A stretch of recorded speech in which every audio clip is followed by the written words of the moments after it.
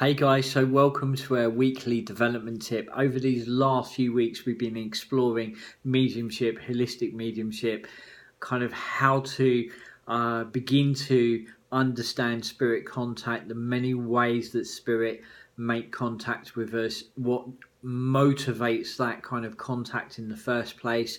Understand that quite often it's subtle awareness, subtle experience, also direct physical experience, direct physical contact, as in sounds, smells, things almost moving around. You put down your keys, you go out the room, you come back and they've moved, not a huge distance, but hold on a minute, didn't I put them there? Why are they there? Picture frames falling over but not breaking, all sorts of interesting things, as well as exploring some amazing questions, both from our wonderful subscribers here on YouTube and also those wonderful and amazing people within our community on our Facebook page, Spirit Meets Adventure. One of the questions that come in last week was a lady saying that lady called Julie, saying that she just recently bought a new set of cards and was wanting to know how to make them their own. The video reply, I will also put a link to that video, first video, within this as well. But it got me thinking. So it got me thinking in a way to how to kind of break that down and kind of expand on that as well. So what we've kind of come up with is a way of being able to connect with your tarot deck in 3 easy steps. I want you to kind of take a moment and think about that nowadays there's hundreds, if not thousands, of decks of tarot cards out there, and I think it's a bit like books. Even in the last 3 or 4 weeks, I took around about 26 years worth of self-development spiritual books down to the charity shop, down to recycle them, give them a new home, because what I found was they were sitting there on the bookshelf and within years I haven't touched them. And I think that what I really identified some time ago is that when I first started the journey all those years ago, I was kind of seeking, searching, trying to find my way. And then what begins to happen over time, you kind of find a sense of belonging to where you are, and things begin to kind of fall into place, and that sense of kind of seeking begins to dissolve. The sense of wanting to grow and learn and continue to kind of take the journey continues, but the kind of searching begins to fall away. And what I really identified some time ago is that I'd literally probably hundreds of books, and in many of the cases with those books it was a different front cover, a different author, but absolutely the same content inside, the same information, just wrapped up in a different title by a different author with a different front cover. And you kind of read it because what you're searching for is something new, something different, but only to find out it's the same information. Then you kind of get a sense of a little bit of disappointment, as if you're missing something. And I identified that some time ago. So I realized that those books were just sitting there, and it was time to kind of recycle them, let them find a new home. And I think it's the same with tarot cards, is that you can kind of just keep collecting them, but it's all about is using them. I think over the 26 years, I think I have had 4 sets of cards. I've now kind of reduced that to 2 sets. My first ever pack, which was the Greek mythology cards, and also now I work with the Psi cards. Really at home with these cards. I also use a set of rune stones, and a beautiful experience that I had with them is that I had a set many years ago. I gave them away, and then over a couple of years ago, I had a very, very kind of powerful experience that was saying to me to rediscover the runes. Then I realised that I gave them away, but it was okay. I gave them, and it was, you know, given with heart. And then a very good friend of mine surprised me and gave me the exact set, not the exact set, but the exact set of runes back to me. It was a really beautiful experience. So yeah, 2 sets of cards, 1 set of runes. So what I want to do is kind of really kind of just stir up some thought, going to weave in some practical application to this. So what I want you to kind of consider is go and find, so pause this, go and find a set of cards that you use time and time again, okay? So a set of cards that you use time and time again. And once you've got that set of cards, I want you to almost think about this deck as an actual person. A living, breathing energy.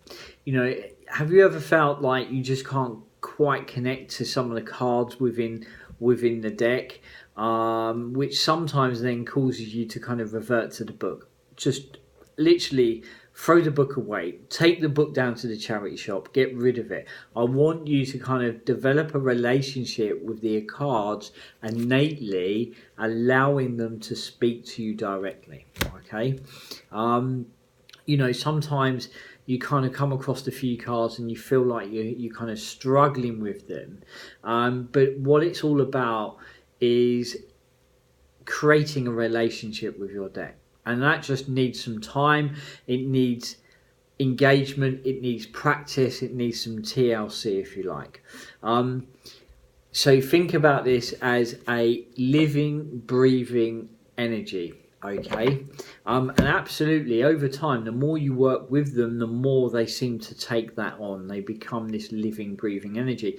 You know, down to the other day, I was working with someone on a face-to-face consultation, and there was this talk about boundaries, very difficult, challenging situation, and those of you know that the system I work with, the system that Spirit taught me directly, was the 5-card system. And the first card that I turned over, which is in the position of what needs to be done, was the no card, okay? So very clear. Let's find it, see if we can find it here. Okay, there it is. Okay, very clear. And that was in the position of what needs to be done. Okay, no, okay, reinforcing that boundary. You know, for me, that's where it's taking on a living, breathing energy of its own. So, just know that, okay, the more you use them, the more they come alive, okay. Now, here's another thought. Those of you that use your cards to read for yourself, stop, okay. Unless you're hugely objective and you've hugely able to be very, very, very honest with yourself, it's going to be confusing. Okay, I think it's really hard to be able to kind of read the cards for yourself, you know. And the other thing is, I'm sure your tarot deck, okay, is tired of hearing you ask the same old questions again and again for yourself. Okay, know and trust and begin to kind of work that through within yourself. You know, it's a bit like when we, you know, going through a difficult time, we turn to the newspaper and we read the horoscopes. You know, we're looking for an answer. Know and identify that you're actually looking for the answer, but you give yourself some space and time, you probably find that you know the answer. It is really difficult to read for yourself, okay? And I think that sometimes, you know, if you kind of look at what I just said, is, you know, your deck's probably tired of hearing you ask the same old questions. If it was living, breathing entity, it would be thinking, haven't I told you this already? Rolling its eyes, okay? It's not easy to read for yourself. So, instead of asking your tarot a question, how about telling it something? Okay, so grab hold of your cards and just take a nice, deep, cleansing breath. And close your eyes. And almost say to your cards, thank you. I really want to work with you. I want to kind of form a relationship with you in the sense of, teach me. What have you got to teach me? And just kind of drop into that with that breath. Feel a sense of appreciation, because these cards will really teach you.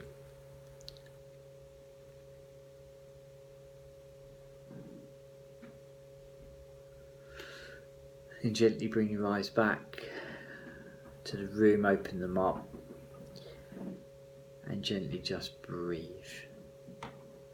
You know, I hear people say, you know, there's other ways to kind of form a kind of sense of respect for your cards. You know, some people wrap them up, some people put them in a box, some people put a crystal on them. You know, you kind of do what feels right. You know, I always kind of put mine in a little pouch and a little bag. It sits on my desk within the drawer when they're not being used, and on top of the drawer when I'm working with them. You know, is they are a tool, and that's what they are. They are, you know, a very powerful tool. The more you work with the tool, the more it begins to work with you. And I think, you know, the other important thing is about spending time with them. You know, not just picking them up every now and again. Is kind of, you know, set out to, you know, maybe once a week is to kind of take a look at them, you know, and begin to really kind of explore what they're about. So look at this, kind of picture this. You know, you could ask the cards, what kind of tarot deck are they? Okay, so give them a shuffle. All right, we do this. Give them a shuffle. And as you do, almost ask, what type of tarot deck are you?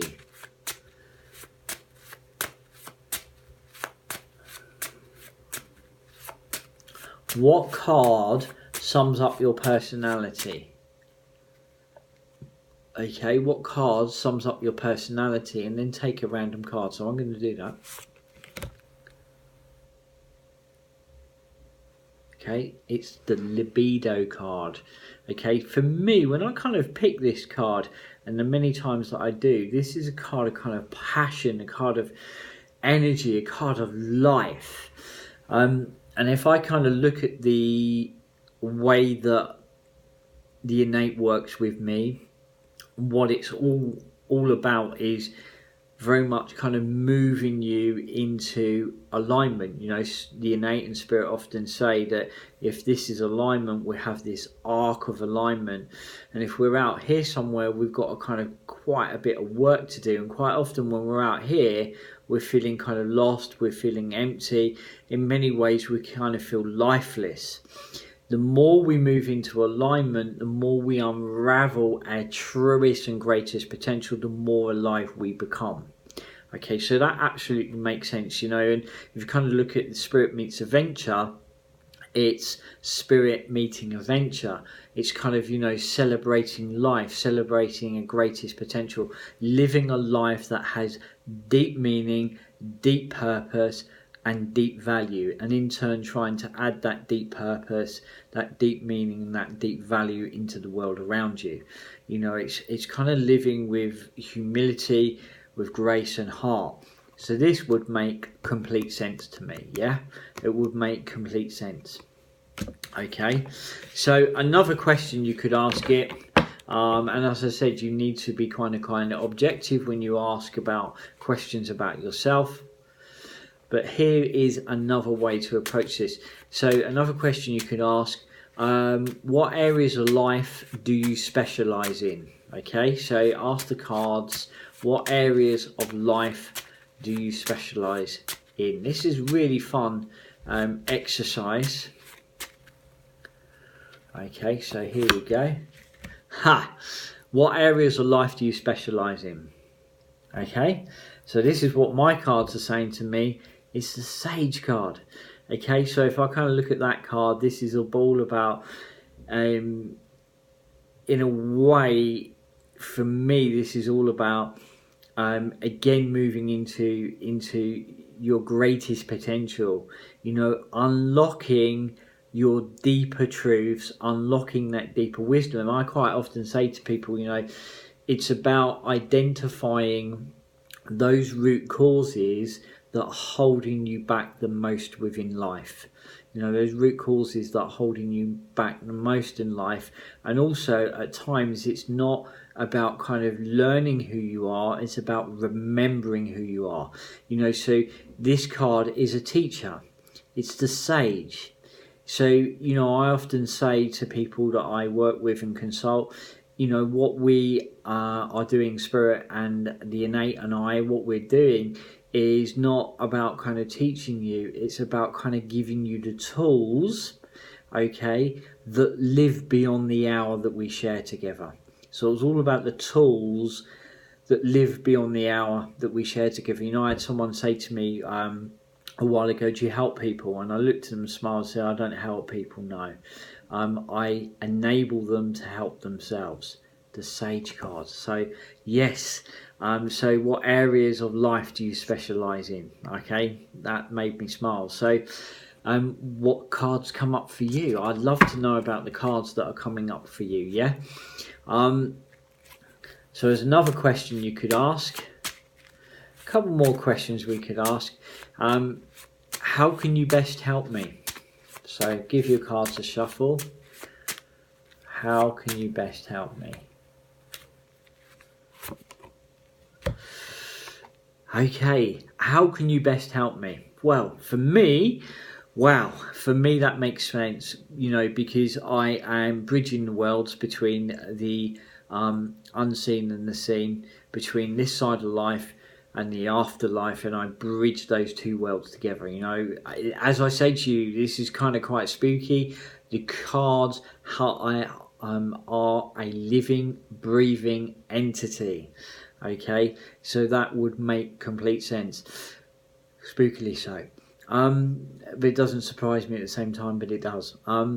The other thing is, it's all to do with transformation and change. And quite often within my work, you know, I'm showing people that sometimes certain things have to come to an end to make room for new, and quite often that actually your future is greater than your past. Beautiful. Absolutely beautiful. What quality is most important in a tarot reader? Let's just ask that card. The card's that question. Okay.